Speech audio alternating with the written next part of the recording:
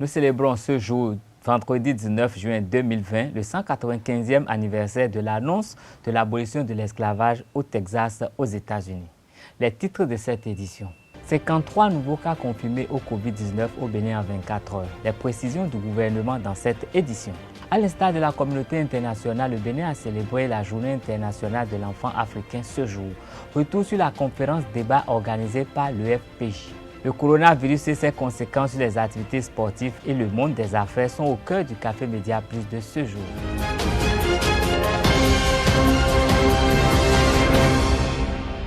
Mesdames et messieurs, bonsoir. Alerte coronavirus, 53 nouveaux cas confirmés en 24 heures au Bénin. À la date du 18 juin 2020, le tableau sanitaire lié à l'infection au Covid-19 au Bénin indique au total 650 cas confirmés, 53 de plus que la veille, avec 392 personnes sous traitement, 247 personnes guéries et 11 décès. Respectons les consignes officielles. Se protéger et protéger les autres est indispensable parce que le coronavirus existe bel et bien. Centre d'appel coronavirus, composez le numéro 136. Site web www.gouv.benin/coronavirus. Le ministre de la Santé, Benjamin Humpati, assisté du directeur de la communication de la République, Wilfried Léon Humbedi, a animé une conférence de presse dans la soirée de ce jeudi 19 juin 2020. Au cours de cette sortie médiatique, l'autorité ministérielle a présenté le tableau sanitaire lié à l'infection au Covid-19 au Bénin. Je vous invite à suivre la quintessence de son adresse au micro de nos reporters. Comme vous le savez déjà, notre pays fait face à l'épidémie du coronavirus dénommé Covid-19 depuis le 16 mars 2020.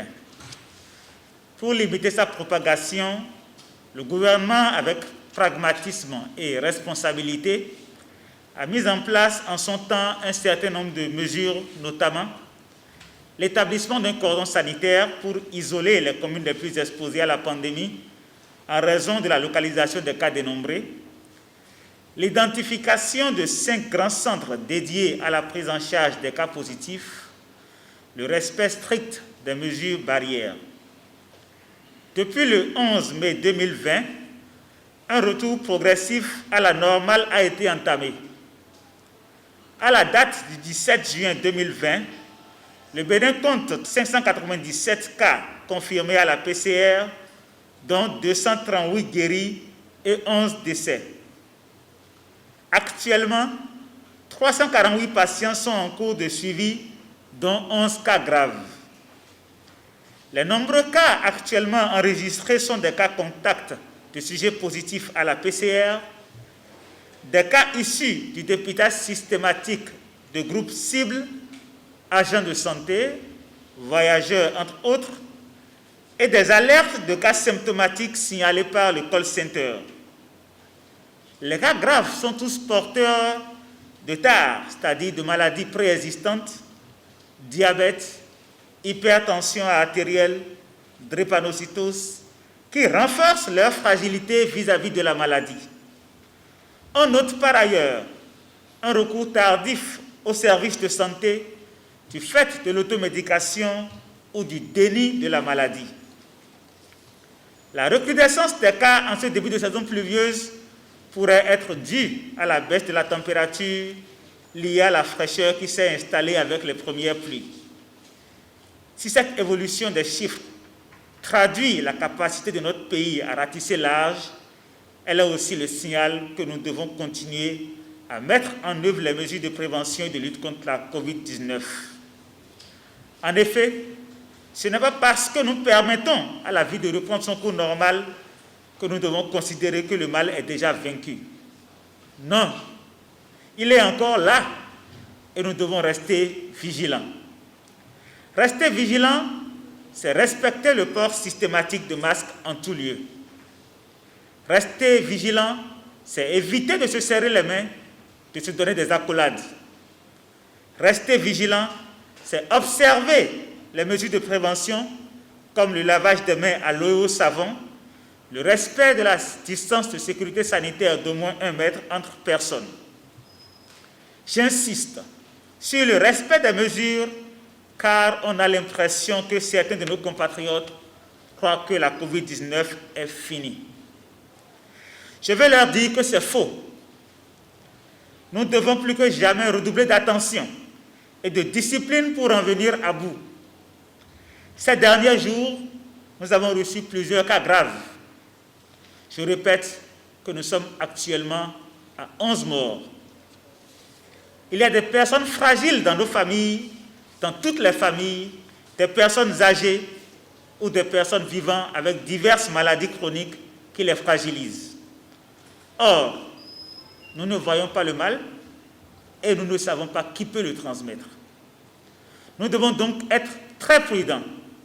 Chacun doit penser à ces personnes fragiles de son entourage, se protéger pour les protéger. Restons avec le ministre de la Santé qui nous dévoile pourquoi les personnes mortes de Covid-19 sont inhumées par le personnel de santé. Par la même occasion, il demande l'information selon laquelle le centre de traitement de prise en charge d'Alada serait débordé par le nombre de cas confirmés à la Covid-19. Suivons-le à nouveau. En toute situation d'épidémie, les corps des personnes décédées sont entièrement pris en charge par le personnel de santé jusqu'à l'inhumation.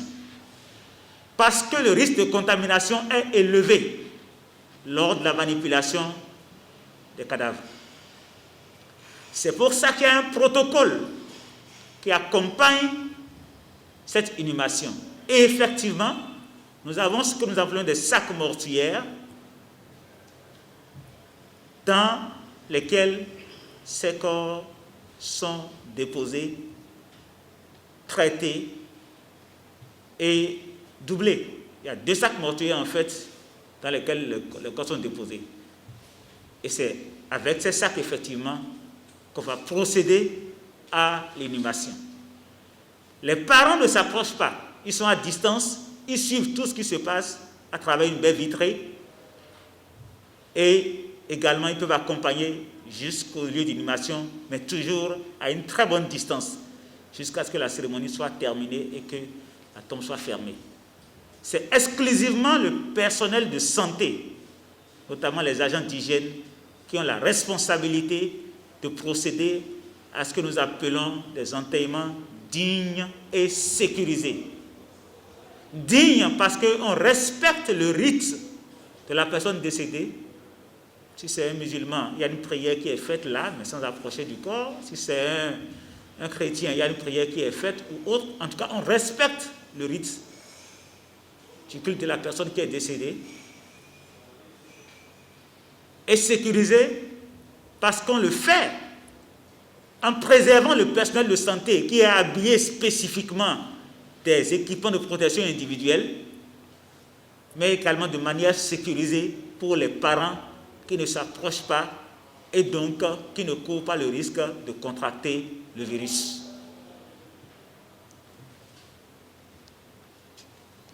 En ce qui concerne l'hôpital d'Alada, j'ai vu des choses circuler sur les réseaux. L'hôpital d'Alada n'est en aucun cas débordé. Comme je l'ai dit tantôt, nous avons 11 cas graves qui sont hospitalisés dans l'hôpital actuellement. Nous avons près d'une vingtaine de lits destinés à la réanimation, équipés de respirateurs et de tout l'équipement qui a été acquis en son temps par le gouvernement.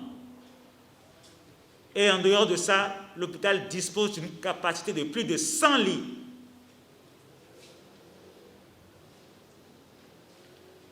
Vous allez vous demander pourquoi 300 et quelques cas en cours de suivi et l'hôpital n'est pas débordé. Parce que tous les cas ne sont pas suivis dans les structures. Les cas qui sont asymptomatiques, et nous avons beaucoup de cas qui sont asymptomatiques, les cas qui sont asymptomatiques, donc qui ne présentent pas de signes particuliers ou signes mineurs, sont suivis dans leur milieu avec une prescription de quarantaine à domicile, c'est-à-dire qu'ils ne sortent pas de leur domicile, ils font leur traitement, ils sont suivis à domicile. Les autres cas qui présentent des signes, notamment des signes de gravité, sont hospitalisés au niveau des sites dédiés, notamment le site de l'École nationale de police, le site de l'hôpital de zone à Alada, le site de l'hôpital d'instruction des armées à Parakou, et il reste 2 autres sites, le site à Womekalavi, l'hôpital de zone, et le site de Natitengu. En dehors de ça, il y a également des sites qui sont des petits sites dans tous les départements. Et lorsqu'un cas survient dans une structure qui n'est pas un site de prise en charge, il y a des salles d'isolement qui sont prévues au niveau des hôpitaux, mais également des cliniques, où transitoirement les cas sont mis en attendant qu'on opère le transfert de ces cas vers le site dédié. Donc c'est toute une organisation qui est faite, qui est mise en place pour la gestion des cas. Je vous rassure encore une fois que la capacité d'accueil des structures de prise en charge mises en place par l'État n'est absolument pas débordée actuellement. Le directeur de la communication de la présidente de la République, Wilfried Léon Houmbédi, au cours de cette sortie médiatique, a eu à insister sur la part de responsabilité de chaque citoyen pour une lutte efficace et efficiente. Suivons-le pour plus de précisions. Le ministre l'a dit et je veux réitérer que c'est une question de responsabilité individuelle et collective. Nous sommes tous des parents d'élèves. Nous devons sensibiliser nos enfants, leur expliquer qu'il est indispensable qu'ils gardent leur masque au visage pour protéger leur nez et leur bouche et qu'une fois sortis de l'école, ils n'ont pas à ôter ce masque avant de rentrer chez eux à la maison. Déjà, chaque parent doit faire ça. Les responsables d'école sont instruits par les différents ministres pour le faire, pour n'admettre en classe aucun enfant qui n'a de masque parce que le gouvernement a distribué les masques gratuitement aux enfants. Je peux vous dire à titre personnel que presque tous les matins, je fais le guet à mon portail, tôt pour retourner les élèves qui n'ont pas leur masque. Et vous remarquez, comme vous l'avez dit vous-même, ils l'ont sur eux, parfois dans la poche, parfois dans le sac, et ils rechignent à le porter. Et moi, il semble dans mon quartier qu'on ne passe pas devant si on est élève au moins et qu'on n'a pas porté son masque. Parfois, vous retournez chez vous chercher où j'en distribue. C'est pour dire à quel point on est préoccupé et on fait ce travail-là. À tous les niveaux, cela doit se faire. Et ça me permet de dire à celui qui demandait si les mesures fortes ne vont pas revenir. Vous avez noté que dès le départ, le gouvernement a fait l'option d'aller graduellement en tenant compte de nos réalités, en tenant compte de la situation. Les raisons qui expliquent les chiffres d'aujourd'hui, le ministre a essayé de vous les expliquer, mais si nous manquons de discipline collective, si chacun de nous ne s'approprie pas la cause, ne considère pas qu'il doit être un agent anti-Covid et que demain, l'État doit être amené à prendre de nouvelles mesures fortes, eh bien, dans le but de protéger chacun, de préserver la santé publique et l'intérêt supérieur de la nation, le gouvernement ne fera pas l'économie de mesures destinées à préserver nos vies et à préserver le pays lui-même. Il y a eu une séance ce matin avec les confessions religieuses parce qu'on a repris également et on sait très bien qu'il y a certains citoyens qui ne respectent pas les mesures. Ce n'est pas forcément la responsabilité des responsables religieux, mais le gouvernement leur a demandé de veiller à ce que ces mesures soient respectées dans les lieux où ils sont responsables. On a dit tout à l'heure, ce n'est pas pour stigmatiser tel ou tel. Nous sommes tous concernés. Donc, au-delà des confessions religieuses, nos maisons, les écoles, tous les centres de vie sont concernés par la question. Et chacun doit jouer sa partition. C'est ainsi que nous montrerons que nous sommes conscients de l'enjeu et que nous participons activement à la lutte pour freiner la propagation du coronavirus dans notre pays. Nous avons tous expérimenté le cordon sanitaire, le confinement partiel. Nous l'avons expérimenté et nous savons très bien comment cela a été vécu, les conséquences. C'est ça qui justifie les 74 milliards 12 que l'État a été obligé de mettre pour permettre de relancer les activités. Imaginez si on doit y retourner, et pour longtemps encore, ce que ça va appeler de ressources à chaque fois. C'est pour ça que chacun de nous doit se dire, dans son quartier, dans sa maison, partout où il passe, qu'il est au service de la République. Parce qu'on est conscient que l'État ne peut pas mettre un policier, un gendarme derrière chaque citoyen pour lui rappeler qu'il doit mettre son masque, qu'il doit se laver régulièrement les mains, qu'il doit éviter de s'agglutiner avec d'autres. On en est conscient. À partir de ce moment-là, jouons notre partition, n'ayons pas peur d'appeler nos compatriotes, nos amis, à respecter les mesures barrières prescrites. Il y va de leur bien, il y va du nôtre. Parce que, le ministre l'a dit encore une fois, personne ne sait d'où vient le mal. Personne ne sait qui est porteur du virus et qui se déplace, qui nous fréquente, qui nous rencontre. Personne ne le sait. Ne serait-ce que pour ça, nous avons le devoir de nous protéger en demandant aux autres de se protéger. Et ce faisant, chacun contribue à la protection de l'ensemble. Ce jour 19 juin 2020 a été célébrée la 29e édition de la Journée internationale de l'enfant africain. Pour marquer cette date, l'École de formation des professions judiciaires a organisé une conférence débat sur le thème « L'adoption au Bénin ». C'était à l'Infosec ce matin. Suivez le compte-rendu de nos reporters. L'École de formation des professions judiciaires a réuni à l'Infosec ce jour les pratiquants du droit et les personnes physiques et morales impliquées dans la gestion de l'enfance autour des questions de l'adoption au Bénin. Une journée de travail qui s'inscrit dans le cadre de la commémoration de la 29e Journée internationale de l'enfant africain. La première, c'est que c'est une école de formation des professions judiciaires. École qui se charge de la formation déjà à travers sa dénomination des acteurs judiciaires. Et ce qui justifie la deuxième raison, c'est que l'adoption, c'est une mesure judiciaire. Une mesure judiciaire qui amène à rattacher l'enfant, bien toute personne, si c'est l'adoption simple, toute personne à une autre famille. Alors, dans la pratique, il y a des comportements de déviance où on croit adopter alors que c'est un placement. Ou bien il y a des pratiques de trafic d'enfants qui s'observent. Alors, donc pour commémorer cette journée, l'école a pensé à l'organisation de cette activité en faisant appel à un juge. Il est conseiller à la Cour d'appel de Cotonou, qui connaît bien la question, les praticiens, mais qui également a à son actif un ouvrage dédié à la question. Donc, et actuellement, la troisième raison, c'est que l'école a en formation 12 auditeurs de justice, des gens qu'on prépare pour exercer l'office de juge, de magistrat plus tard. Donc, il s'agit également de les préparer déjà à s'imprégner de cette thématique. Comme je l'ai dit, c'est un acte, c'est salvateur, mais qui est aussi destructeur lorsqu'il y a abus dans la conduite de la procédure. La présence de l'enfant adopté dans la succession a fait l'objet de débats au cours de cette séance. Lorsque vous ne voulez pas que l'enfant n'hérite pas dans votre famille, vous le stipulez, vous le dites. Mais à défaut de stipulation, l'enfant hérite. Donc que les parents divorcent ou que l'un est décédé, en réalité l'enfant n'est pas considéré comme un adoptant. Il est considéré, puisqu'il porte le nom, il est considéré comme l'enfant légitime de la famille du fait où l'adoption est devenue définitive.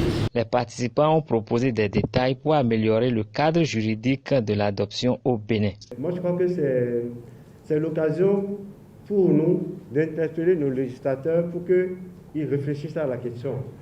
La suspension des activités sportives en raison de la pandémie de la COVID-19 a été au cœur de la première causerie du 272e numéro du Café Média Plus de ce vendredi 19 juin à la Maison des médias Thomas Meillan de Cotonou. Invité à se prononcer sur le sujet, le journaliste sportif de Radio Océan FM Axel Epiphane Boyanro a commenté les différentes décisions après les avoir exposées. Jean-Didier Sekai Djepte Hunger vous propose un extrait de son exposé. Toutes les nations sont touchées par la crise. Le Bénin n'a pas été épargné parce qu'en temps, il y a eu des mesures qui ont été prises par le gouvernement pour tout arrêter. Donc évidemment, au niveau des sports au Bénin, tout a été aussi arrêté parce qu'il y avait évidemment des risques. C'est compliqué d'organiser les activités sportives dans ces conditions. C'est vrai qu'on est tous dans l'attente, on attend que les choses reprennent, mais ce n'est pas évident, sachant que ça grimpe un tout petit peu. Les gens ont pris un certain nombre de dispositions, nous sommes un peu plus, je dirais, en difficulté par rapport à un certain nombre de choses, parce qu'on n'a pas de grands moyens. C'est vrai qu'on peut faire des efforts pour limiter les dégâts. Voilà, donc dans ces conditions, c'est compliqué de donner le OK, de dire, bon, allez-y, vous pouvez vous organiser, vous pouvez pratiquer les activités sportives. Donc je pense que le Bénin est touché, comme toutes les autres nations. Et donc le sport est arrêté au Bénin, comme toutes les autres nations aussi, même si certaines nations en Europe ont repris. Donc le Bénin n'est pas du reste. Après, il faut s'organiser autrement parce qu'il faudra vivre avec le Covid-19 et donc il faut faire avec. Et chaque État s'organiser pour réussir à éviter la catastrophe. Et donc au niveau du sport, il faut une organisation particulière et j'espère que les gouvernants sont en train d'y penser. En deuxième causerie de ce 272e numéro des rencontres du Presse Club est axé sur les mesures prises par le gouvernement béninois à l'endroit des entreprises pour les aider à relancer leurs activités mises en péril par le coronavirus. Le président de la Fédération des jeunes chefs d'entreprise du Bénin et membre du groupe de travail d'une business au Bénin, Charles Ferry Jimmy Kossi, a donné une communication qu'il résume au micro de Jean-Didier Seka et de Jefté Hungé. J'ai suivi comme tout le monde la décision du Conseil des ministres que nous étions en train d'attendre depuis longtemps, parce que depuis le début de la crise, et en ce qui concerne donc les mesures sociales, nous, en tant qu'acteurs du secteur privé, en tant qu'organisation patronale des petites et moyennes entreprises, nous avons décidé avec les divers patronats que nous avons dans notre pays de faire des propositions au gouvernement pour qu'on puisse prendre des mesures pour atténuer tant soit peu les difficultés que rencontrent les opérateurs économiques et dans le cadre donc, de cette crise-là. Évidemment, ça a duré déjà près de 3 mois. Et finalement, le gouvernement, lors des derniers conseils des ministres, a pris des mesures importantes. C'est vrai que ces mesures vont dans certains domaines. Ça ne couvre pas tous les domaines que nous avons listés en temps. Vous avez vu les petits commerçants. Il y avait un lancement avant pour qu'on puisse les impacter, les responsables de bar, les artisans et autres. Donc, il y a un fonds qui est mis en place maintenant pour pouvoir atténuer un peu les difficultés qu'elles rencontrent. Il y a aussi ces fonds par rapport aux entreprises qui existent, par rapport donc, à ceux qui paient déjà la TVM, ceux qui ont déjà payé ou ceux qui doivent payer. Ceux qui l'ont déjà payé, certainement que ce sera reporté sur un autre impôt et qui donc va essayer de les atténuer. Et ceux qui ne l'ont pas payé, ça peut les aider déjà à ne pas payer. L'essentiel, c'est que c'est des mesures, on peut dire que ce sont 14 milliards. Ce n'est pas beaucoup, mais c'est très important par rapport donc à ceux qui ont été touchés un peu par cette crise-là. Donc nous, en tant qu'organisation patronale des petites et moyennes entreprises, c'est un segment important donc des PME qui a été touché par ces 114 milliards, même si nous demandons, nous souhaitons que l'État puisse aller encore au-delà pour voir. Alors certaines personnes sont en train de parler un peu du fait que ces mesures intéressent seulement les petites et moyennes entreprises qui sont en règle. Évidemment, le gouvernement fait aujourd'hui, et depuis quelques jours, depuis quelques mois aussi, la promotion du formel dans notre pays. C'est-à-dire, il fait en sorte que les gens puissent quitter l'informel pour venir vers le formel.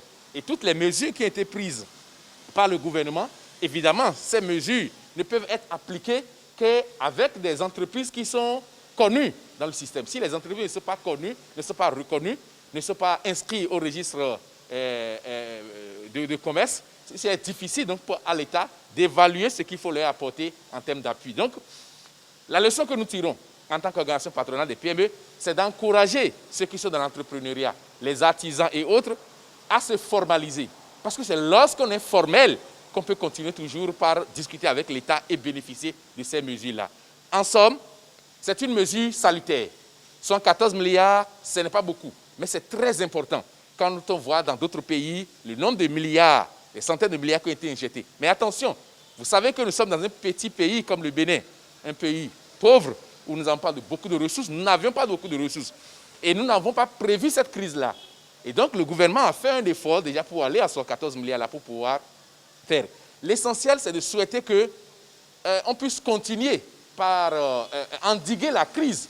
Parce que c'est en endiguant la crise que nous pouvons reprendre les activités économiques pour que chacun puisse contribuer. La phase 1 de projet asphaltage, un des piliers du programme d'action du gouvernement du Bénin, tire à sa fin. À 3 mois de démarrage de la deuxième phase, les Béninois apprécient l'impact de ce choix gouvernemental. Quelques citoyens de la ville de Cotonou rencontrés ce matin au quartier Saint-Michel, Agbeto et Djonké exposent les avantages de ce projet. Tout est facile. Allez, de pour pour pas filer pour mi town do wutu do eno Saint-Rita na le dion e do no bro bon fi dion agbe Saint-Rita dion simbi go fun le me Saint-Rita e odo pipa ji zogbo e le bio simbi go fun le me ya do gouvernement town do aso e wa de le bi wutu do dai yo kale idu kan popo bo wa yi egbe dion to gata no azewa de tu ameyo mimo ila so wa kanji ne gbonfo katile me dion non le ro sijanje town alile suko egbe dion o ajoto si jajobo ye gbero Kutonu a dayo egbe ase brakai so ase brakai santo go ase brakai me egbe dion kekano fo kekano si ko sana gidigidi a me dion ejo a ko san ka ba ina ko ali ya de do nu jon mewa be huzu nu kuma wa me de ma so Djonké avlekete pon adabu ali akabla ali de trele bo gon pakoji bo ayi aba zewa eyan lo zogbo isadali ojio ediyan onu glegle wa tole lo edepo pele. Je vois que depuis son arrivée au pouvoir, beaucoup de choses ont changé. Nous avons vu le développement des ruelles. On ne fait qu'apprécier le président de la République du développement et nous allons l'encourager de continuer comme ça. Chacun de nous doit lui donner l'encouragement pour que le gouvernement puisse récolter des fonds et faire plus que ça dans les autres quartiers. Moi, j'ai vraiment apprécié le président Talon parce que moi, je trouve voyager. Je vois qu'il y a maintenant la différence dans le Bénin quand même, pas seulement le quartier. Je vois tellement la différence. Parce qu'avant, quand je partais à Lomé, je soutiens le pays. Je dis que le pays, là, vraiment, ça, on est vraiment derrière. Mais cette fois-ci, là, je l'apprécie très bien même. Mais le reste, maintenant, il y a un peu de faim. Mais on sait que jusqu'à quelque temps, ça va changer.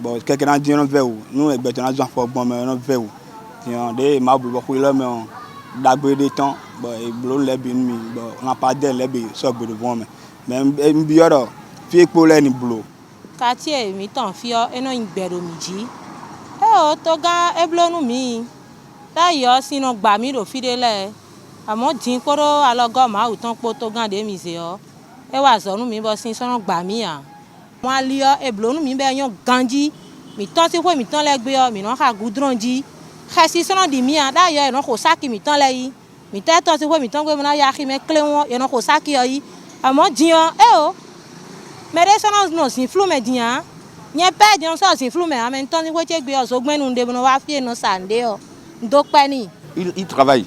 On a vu les présidents qui ont passé et vraiment vraiment sans vous mentir, ils travaillent. Moi je l'apprécie pour ça.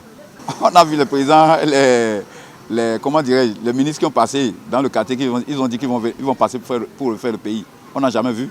Mais cette fois-ci, même la nuit, là, tu peux rester jusqu'à l'aube maintenant. Par exemple, la fois dernière, quand ils ont ouvert l'avant, moi j'ai resté jusqu'à 5 heures que je suis rentré pour aller dormir. Donc il y a vraiment la différence. Sans vous mentir, même il y a d'autres même qui ont dit qu'ils détestaient Talon avant, même moi-même qui suis ici. Mais maintenant, là, je l'apprécie, sans vous mentir. Moi, je l'apprécie. Moi, je l'apprécie parce que moi, je dis que la crise, ce n'est pas la crise seulement dans le Bénin, c'est la crise internationale. Nous vivons dans le quartier, mais on va y lampadaire de bleu, nous mettons. En pas d'eblo nous mi et vivi nous mi bo jacho. Ose to quartier mi ton gbero mi ji osu trala. Ndele popo mblambo quartier do place publique ko. Kodo fidere ko la lipa le kabo igba bo maka arranger ale e mblo filero ko bono kanle ni je sécurité ni je normal azobi ni jaliji. Nti ko do mi de quartier mais alio susi ko ai ka de u e mblo place publique le bo mi no mo file mi na jom na reposer mi mo file mi jom ai mi mo file mi na jom gaji mi na lo voir. O po alile ali mi da gon fidian yo blo mi gon be yan amo no vi mi tan de le ponte boro gba me vile dia ye da su na ro mi mo tele na ro na di do be na se sense si le ni odian ye ni keklen bo pon vo sala mo ye ni ponte ye ni ponu mi file do bo mi no mo apapa dodo me we apapa fide bo bi no into e no claro tele me bo avino di La page internationale de cette édition pour finir. L'intervention de la CEDEAO dans la crise malienne, le 80e anniversaire du massacre des tirailleurs sénégalais par l'armée allemande au cours de la Deuxième Guerre mondiale, les interventions de la Turquie en Libye et les tractations autour de la publication du livre de John Bolton, l'ancien conseiller à la sécurité du président Trump des États-Unis, font l'essentiel de l'actualité internationale concoctée par Kevin Nouati. La communauté économique des États de l'Afrique de l'Ouest, CEDEAO, vole au secours du Mali à la veille d'une gigantesque manifestation pour réclamer la démission du président Ibrahim Boubacar, la dissolution de l'Assemblée et la Cour constitutionnelle. Rappelons qu'à l'appel d'un collectif d'organisations de la société civile et des partis politiques de l'opposition, une manifestation s'est tenue à la place de l'Indépendance le vendredi 5 juin à Bamako, la capitale. Une manifestation orchestrée par le mouvement du 5 juin, Rassemblement des forces patriotiques M5 RFP, le Front pour la sauvegarde de la démocratie, la coalition de l'opposition et la coordination des mouvements, des associations et ses partisans CMAS de l'influent imam Mahmoud Diko. Pour tous, un seul mot d'ordre, demander la démission du président Ibrahim Boubacar Keïta. Le rassemblement déclencheur du 5 juin a commencé avec la grande prière du vendredi, dirigée par l'imam Oumarou Diarra de la CMAS, l'une des associations organisatrices du rassemblement. 19 juillet 1940, 19 juillet 2020, 80e anniversaire du massacre des tirailleurs sénégalais par l'armée nazie. Du 19 juillet au 20 juillet 1940, les soldats du 25e régiment de tirailleurs sénégalais reçoivent l'ordre de résister sans esprit de recul. Cette nouvelle fait suite à la prise de la préfecture de Lyon par les Allemands. Alors que la France a déjà capitulé, l'armée française ne parvient pas à tenir tête à l'évasion des nazis. En son sein des tirailleurs sénégalais de toutes les colonies